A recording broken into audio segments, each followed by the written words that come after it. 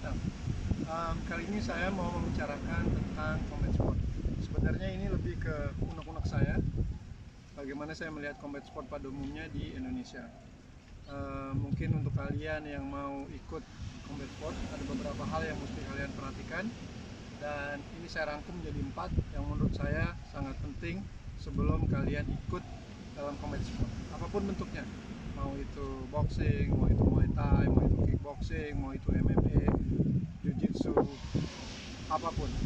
Ada beberapa hal yang harus kalian tahu, yang harus dimengerti supaya kalian bisa tumbuh dan lebih baik lagi dalam combat sport. Yang pertama itu masalah fundamental atau basic atau dasar. Jangan terlalu fokus kepada gerakan-gerakan yang terlalu improve, terlalu bervariasi. Fokus kepada gerakan-gerakan yang dasar aja. Jadi belajarlah dengan tekun tentang jab, karena banyak variasi jab.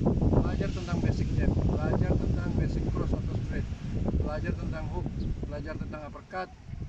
Ini dipelajarin terus dan menerus sampai kalian merasa kalian sudah paham, sudah terbiasa, sudah tidak mikir lagi pada saat melakukan pukulan tersebut. Misalnya jab, belajar terus jab, misalnya cross, belajar terus cross sampai kalian merasa nyaman, belajar terus uppercut, hook.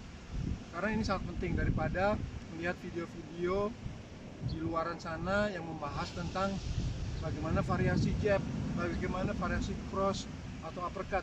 Belajar yang basic dulu, yang dasar, sampai kalian benar-benar menguasai pukulan-pukulan tersebut, kalian merasa nyaman dan nggak kikuk lagi, nggak kaku lagi, baru kalian boleh melakukan improvisasi. Ngerti ya? Jadi belajar dulu basicnya sampai kalian benar-benar menguasai, sampai benar-benar nyaman, formnya benar, gerakan-gerakannya betul, dan sudah tidak perlu latihan yang bervariasi. Jadi benar-benar cuman basicnya aja dilatih sampai benar-benar kalian menguasai, baru kalian boleh melakukan pukulan-pukulan atau menambah pukulan-pukulan variasi. Ini penting nih. Jadi stick to the basic. Basicnya dulu, fundamentalnya dulu dikuatin, baru kita ke variasi-variasi pukulan. Tapi ya, mungkin untuk belajar pukulan-pukulan fundamental ini atau basic ini butuh waktu yang bervariasi karena setiap orang berbeda-beda. Tetapi pastiin kalian nyaman dengan pukulan-pukulan basic ini, dan pukulan-pukulan basic ini sudah ada di luar kepala, oke? Atau tendangan, atau siku, apapun jenis combat sport yang kalian mau kuasai. Oke, baik. Nanti kita akan ketemu lagi di sesi yang kedua, yaitu bagian nomor 2. Oke, yang kedua, tadi yang pertama ya, basic atau fundamental. Yang kedua adalah jangan compete sama orang lain. Jangan berusaha bersaing dengan orang lain. Seandainya kalian melihat orang lain kok lebih pinter atau lebih jago dari saya, kok mereka bisa ini, saya nggak bisa. Jangan compete atau jangan bersaing dengan itu. Bersainglah dengan diri sendiri. Bersainglah, berusaha untuk compete dengan diri sendiri supaya bisa lebih baik dari hari kemarin. Jadi kalau hari ini seperti ini, besok harus lebih baik. Besoknya lagi harus lebih baik dari besoknya. Besoknya lagi harus lebih baik dari kemarinnya. Besoknya lagi harus lebih baik dari kemarin. Gak usah pedulikan orang lain, gak usah lihat perkembangan orang lain, fokus ke perkembangan diri sendiri aja. Bagaimana kamu bisa improve, bagaimana kamu bisa mengembangkan teknik, bagaimana kamu bisa mengembangkan variasi-variasi pukulan, bagaimana kamu bisa membuat pukulan atau tendangan lebih smooth lagi. Fokus ke situ aja, jangan fokus ke orang lain. Intinya lihat diri sendiri, refleksi ke diri sendiri, lihat hari kemarin dan perbaiki. Lihat hari kemarin dan perbaiki. Nggak usah lihat orang lain, bagaimana mereka bisa improve, bagaimana mereka bisa lebih baik dari kamu. Itu percuma. Yang penting ke kita sendiri. Dan semua orang itu beda-beda, goalnya beda-beda. Ada yang mau jadi atlet, ada yang cuma karena hobi aja mau ikut combat sport, ada yang cuma iseng-iseng. Jadi semua orang punya goals yang berbeda dalam mengikuti olahraga combat sport. Jadi nggak bisa disamain. Mungkin yang atlet akan latihan setiap hari 15 jam, 10 jam setiap hari. Mungkin kamu akan latihan sehari cuma 2 jam, seminggu cuma 2 kali. Nggak apa-apa, karena goalsnya beda-beda tadi. Tapi yang penting fokus kepada diri sendiri, perbaiki teknik diri sendiri.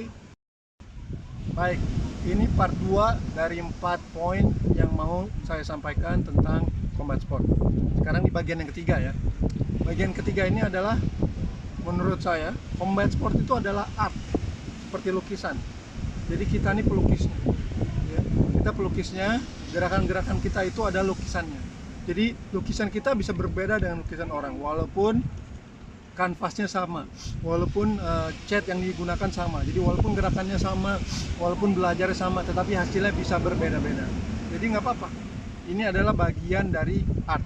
Kalau kamu udah menguasai art kamu sebagai pelukis, maka lukisan kamu akan menjadi bagus.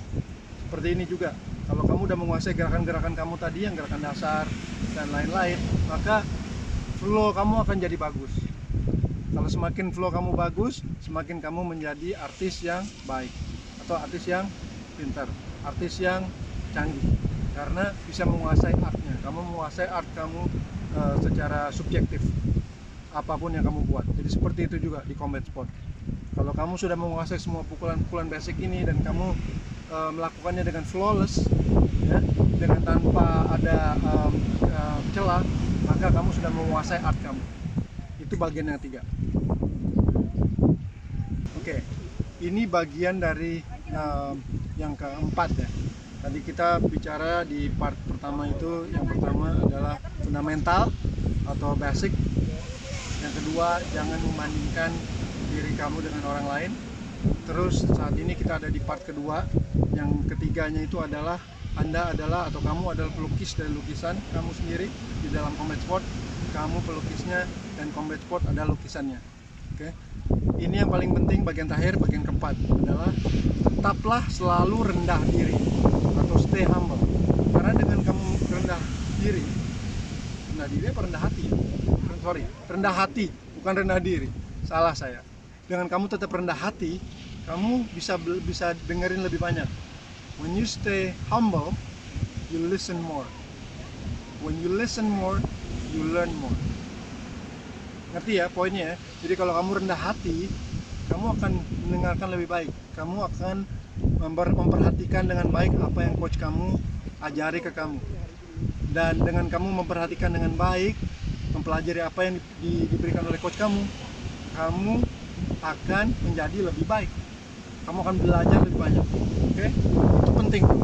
Jadi stay humble. Tetaplah rendah diri supaya kamu bisa mendengarkan pelajaran-pelajaran yang diberikan oleh guru-guru kamu. Dengan kamu rendah diri mendengarkan pelajaran-pelajaran yang diberikan oleh guru atau coach kamu akan belajar lebih banyak lagi. Ngerti ya? Oke? Jadi being humble atau tetap rendah diri itu penting supaya kita bisa mendengarkan lebih baik. Saat kita mendengarkan lebih baik, kita akan belajar lebih banyak. Dengan belajar lebih banyak, tentunya kita akan mendapatkan ilmu yang lebih banyak. Saya rasa itu aja unek-unek saya.